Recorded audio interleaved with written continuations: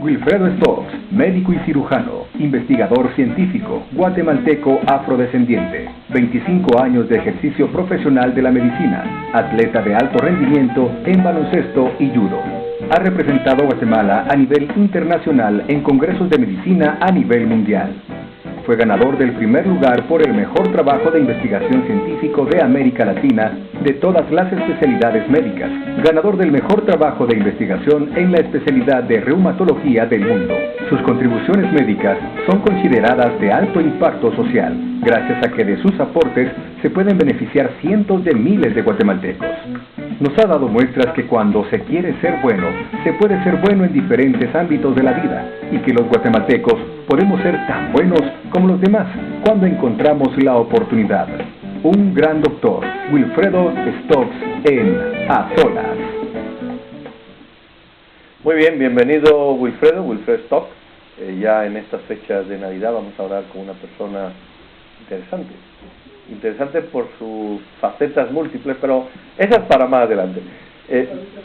Wilfredo es un chapín guatemalteco, nacido en la capital, pero su papá... A ver, cuéntanos, Wilfredo, exactamente. Mis padres, bueno, si podemos empezar, mis abuelos venían de Jamaica, vinieron a trabajar para la United Fruit Company hace muchos años.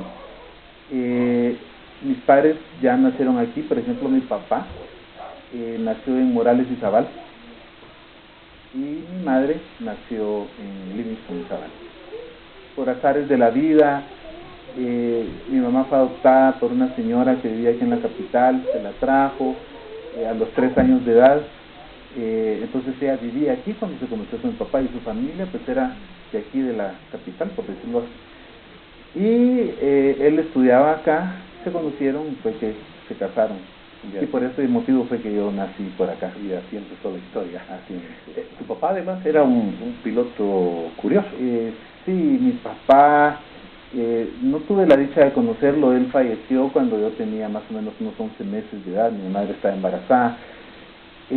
Pero toda la vida me contaban, el primero en todo lo que hacía, de tal suerte salió del industrial, parece que fue el mejor ahí. Después obtuvo una beca de mecánica de aviación, fue a México, fue el mejor ahí. Total, terminó en los Estados Unidos en una academia militar, y fue el mejor piloto extranjero de ese año en esa academia militar de Estados Unidos. Yo siempre miré la carta desde pequeño, yo no lo podía creer, como un brigadier mandó una carta a la familia, o sea, a mi mamá, y una al ministro de Defensa de esa época, indicando que qué buena persona era. Entonces, aunque no lo conocí, pero creo que me logró inspirar de alguna manera. Eso te iba a decir, aunque no lo conociste, genéticamente, tú que eres doctor, genéticamente el emprendedurismo, esa voluntad de hacer las cosas que ahora vamos a abordar de tu persona, pareciera que son de tu papá, independientemente de las cualidades que pueda tener tu mamá, claro.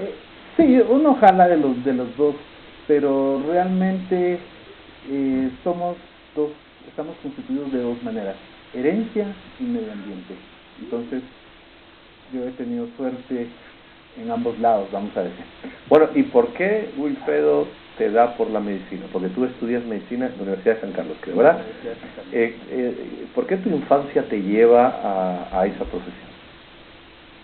Yo recuerdo cuando estaba más o menos en quinto primaria, bueno, tal vez fue antes, no sé cómo están ahora los programas de educación, pero más o menos en tercero o cuarto año le daban a uno más o menos la idea de lo que era la creación y de lo que era la evolución.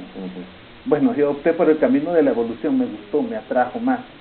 Eso despertó mucho mi curiosidad, y a los 9 o 10 años quizás hice un microscopio porque quería ver cómo era el mundo microscópico. Sí, hacía experimentos. Tuve la suerte de tener un conocido cercano que fue ingeniero, él salió de ingeniero, y él le regalaba a mi mamá los libros viejos. Entonces yo me daba cuenta que habían experimentos de cosas, experimentos de luz, por ejemplo, y era bastante curioso. Me llamó la atención una vez, cuando era pequeño, una rata en mi cuarto. Entonces había que matarla, pues yo la maté. Y después la abrí. Y cuando la rata ya no estaba viva, ¿no? Yo la abrí, un niño. Y vi que su corazoncito todavía seguía latiendo. Entonces eso me impresionó mucho. O sea, lo recuerdo, tenía era un niño y todavía recuerdo esto. Pero básicamente tal vez la idea de ayudar, la idea de ser útil, eso tal vez.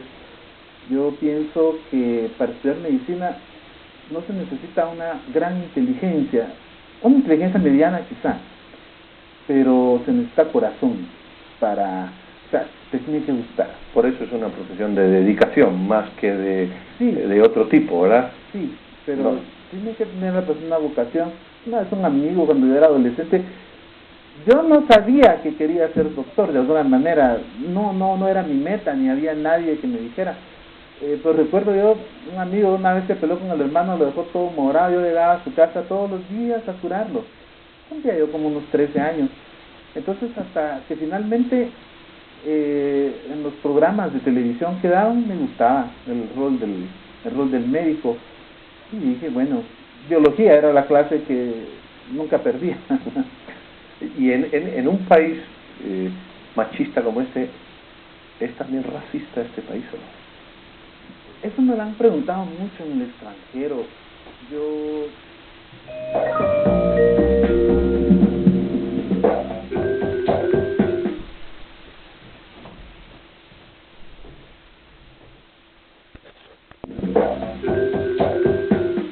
Y en un país machista como este, ¿es también racista este país o no? Eso me lo han preguntado mucho en el extranjero.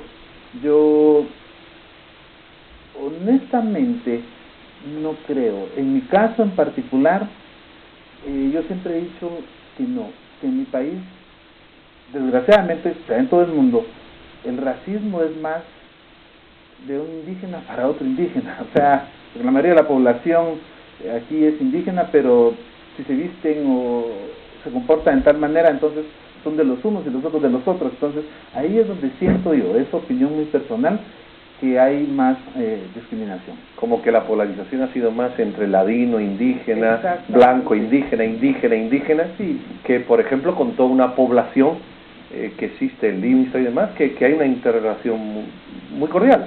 Hace poco hablaba con una señora que parece que trabaja para la ONU, y me contaba ella, yo no sabía, que los afrodescendientes, nos llaman ahora, somos menos del 1%, parece que el 0.5% de la población en el país.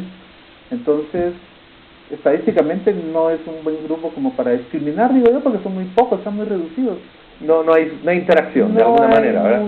Y además están muy localizados en la zona, ¿verdad?, de Oriente, de Livingston o de Izabal, por eso. Sí. Otra situación es de que los negros a Guatemala vinieron en 3 etapas, me explicaba esta señora. La última etapa fue la de la United Fruit Company, que trajo personas de color para trabajar, para que hicieran más o menos, que fueran los intérpretes entre la gente de acá y los norteamericanos. Entonces hablaban inglés. Entonces, por lo menos este grupo fue afortunado en ese sentido porque tuvo acceso a buena educación. Entonces la mayoría, los pocos gente que conozco yo acá de mi raza, son profesionales. Entonces, ¿y exitosos? Sí, exitosos. Tú además no solo eres doctor, sino que además te dan otras locuras, vamos a decirlo así.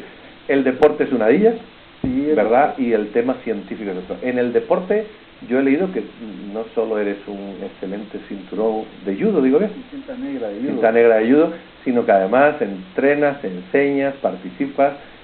¿Qué te ha aportado el deporte en tu vida plena? Mucho. Esta es una muy buena pregunta. Yo siempre le he dicho a las personas que el deporte es la mejor arma para proteger a los jóvenes de que se metan en cosas malas. El deporte te enseña más de lo que se aprende en la cancha, en el tatami o en el espacio donde se practica. Se aprende a esforzarse.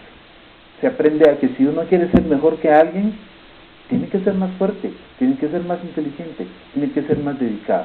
Entonces, eso es lo que el deporte me ha aportado a mí, el entender. ¿Por qué boxeo el judo?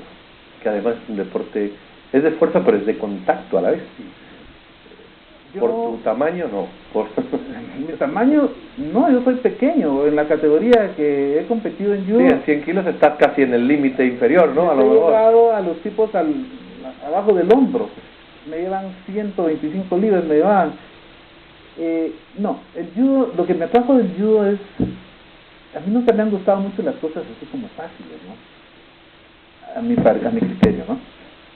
Y yo miraba los deportes de combate, no me gustaban, pegarse en la cara y que patearse en la cara y que no, y que después se enojan y todo. Se necesita cultura, autocontrol, y eso no pulula mucho en nuestro medio.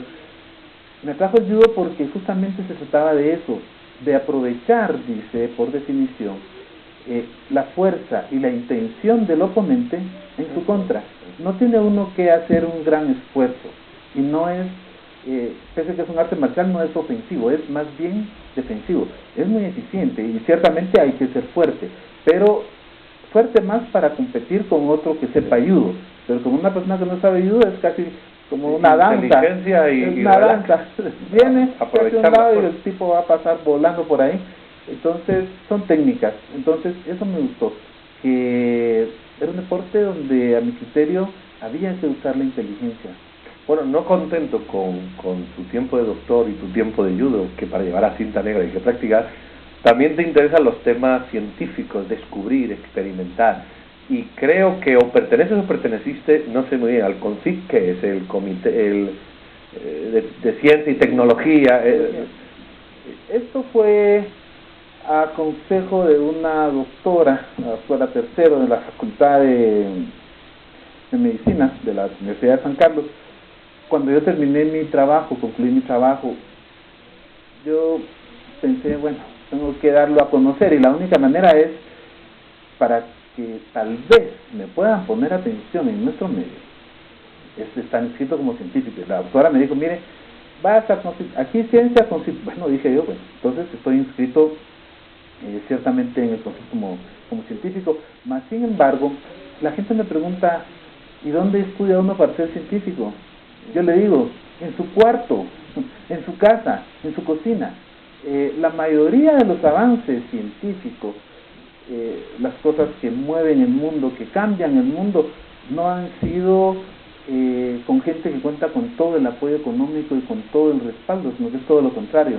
Pareciera que de alguna manera la precariedad, de alguna manera las limitaciones hacen que la gente quiera pensar y resolver mejor los problemas. Entonces, eso es lo que hacen. Con ciertos deportes ocurre. Los grandes exitosos en boxeo, en toreo y en fútbol son gente de las clases más humildes que tienden, ¿verdad?, a promocionarse. Son pobres, de alguna manera. Sí, y es por eso, esa es la conclusión que yo he sacado, que realmente las limitaciones relativas ayudan a que la gente salga adelante. Quizás ha sido tu motor, por ejemplo, no tener papá y extrañarlo, incluso ser de otra raza distinta a la mayoría. Y bueno, yo necesito ponerme pilas, como se dice en Chapín, para ser yo por mí mismo, ¿verdad? Bueno, y luego en tu especialidad médica yo he visto que, no sé si es correcto lo que decir, te has centrado o te